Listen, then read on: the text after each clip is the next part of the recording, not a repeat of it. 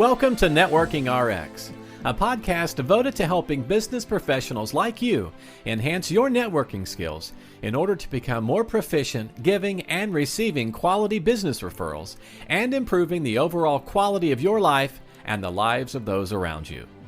The Networking RX podcast is a production of AmSpirit Business Connections, an organization whose mission is to empower business success through networking.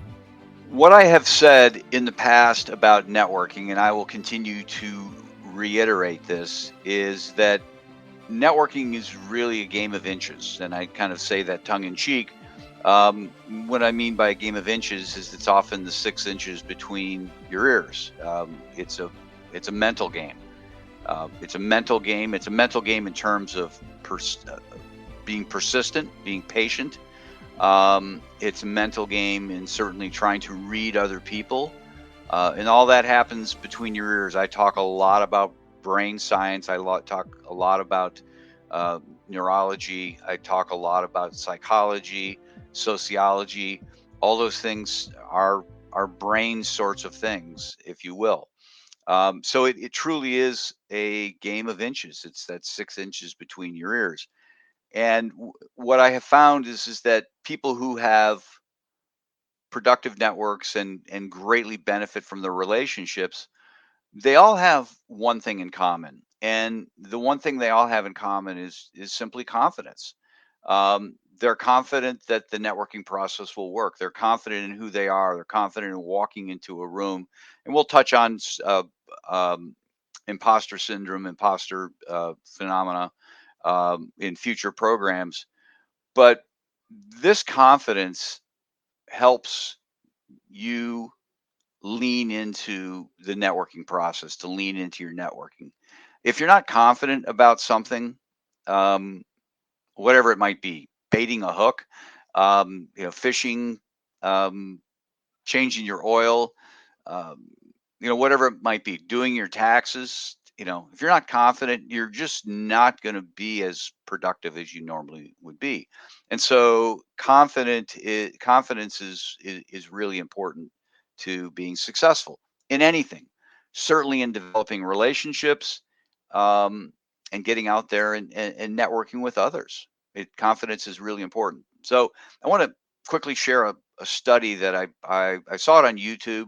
I'm struggling to find the actual site for it. I was watching a longer YouTube video and they talked about this particular study.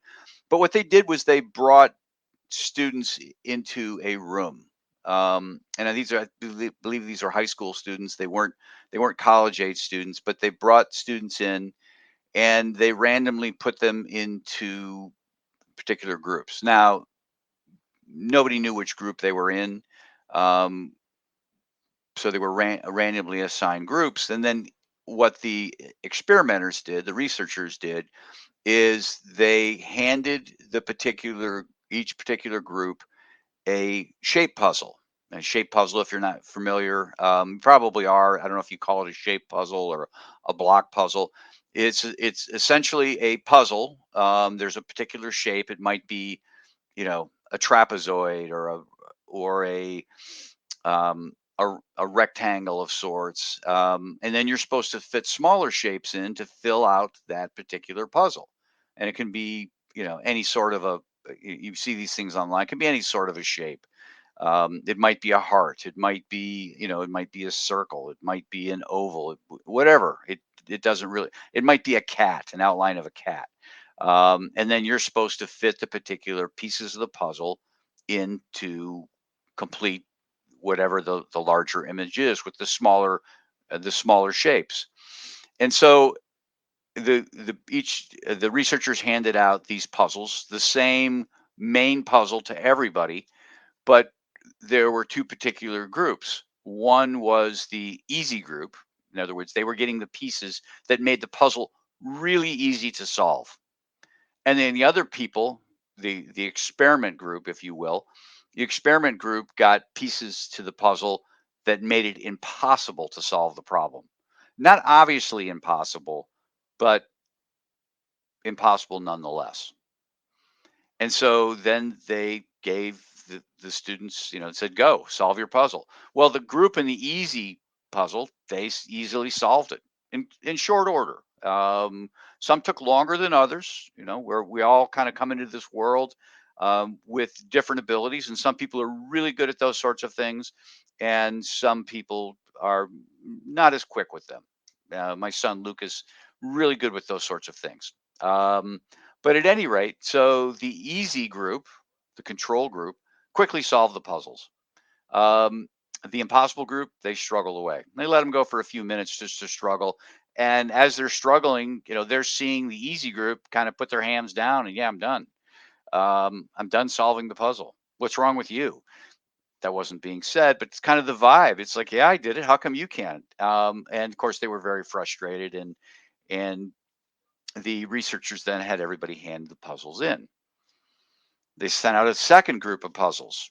Again, the easy group got easy puzzles. It was a different puzzle. Um, the impossible group, the research group, the experimental group, they got another impossible puzzle. Said go. And the easy group finished the puzzles. Aren't we smart? And the impossible group, they struggled. It was impossible. There's nothing they could do to solve the puzzle.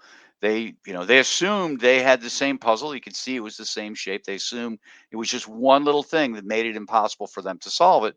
And they didn't have the time nor the ability to compare pieces to know that, what they had an impossible puzzle, but it was impossible. And then they handed in, when it was done, the researcher said, stop. They handed in the puzzles.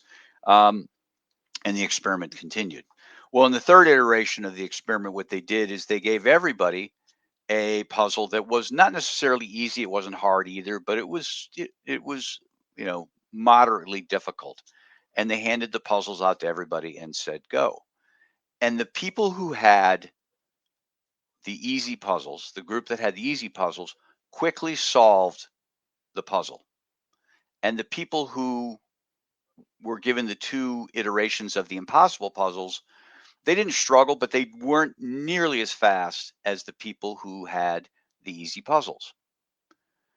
What had happened is by giving the experimental group these impossible puzzles, it really impaired their confidence. They're impaired their confidence going forward in solving an otherwise normal, a normal puzzle, a normal exercise that they would do.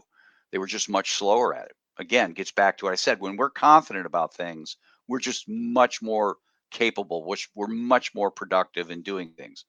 When I'm confident in doing, I'm confident in doing tax returns. I did them for years. I still do my own tax returns. I don't want to say I love it, but I'm good at it. I can get it done. It's not a big deal. This cat tax that I only do once a year that kind of came out of nowhere from the state of Ohio. I don't have I only do one every year, once a year. In my lifetime, I've probably done 6. So I don't have that confidence. So I struggle with it every year. So what does this relate, how does this relate back to networking and the lesson with respect to confidence in networking? And the lesson is this, is that, certainly we need to have confidence in things, but relationship confidence, networking confidence is really about small wins. We tend to get fixated on the big things. What's that big thing that networking has done for me? Oh, nothing. Well, I'm probably not good at it. And I tell people, ignore the big things. Look at the small things. It's the small things that ultimately make the difference anyways. I've met some really influential people, and I can't say that any of them have really moved the needle for me. You would think they would, and I'm not down on them. They have their own lives to focus on, and I am not their responsibility. But what I find is that the people who help me the most, the people who help me the best, are the people who are able to um, just help me with small wins, help me do a LinkedIn Live, help me learn how to promote these things, help me with Dropbox, help me with all sorts of little things. And so I can look at my network and I can say, yeah, it works. I'm confident it works. I'm confident walking into a room uh, that something's going to come from it. Certainly I'll have the opportunity to help other people, and that's always my main focus. But I'm confident in networking and trusting that if I do things for other people, things will come back to me. I'm not looking, but then again, I'm not looking for the home runs. I'm looking for the little things. So here are two surefire ways to build your confidence with respect to building relationships and just getting out there and doing your networking. The first is what I encourage you to do is to create an inventory of small wins. And I know it's going to take a little bit of effort. Get yourself a cup of coffee, a glass of wine if the time of day is appropriate, and just sit there and just think back over the last week, month, 6 months, year, and just start thinking through the small wins, um, the people you've met, and what's come from that. I'm I'm routinely on 4 or 5 podcasts, not on my podcast, on other people's podcasts every month, 4 or 5. And I can tell you who's connected me into those people. It's not me racing around trying to find opportunity. It's me simply being networked into these opportunities. Hey, I know this person. They have a podcast. Frank, I think you'd be a great person on that podcast. Great, thanks, fine. Likewise, I get a lot of wonderful guests on my podcast. Where do they come from? They come from networking. They come from me just letting people know. There are from time to time I'll reach out to people. There's somebody I want to reach out to and just ask if they'll be on the podcast.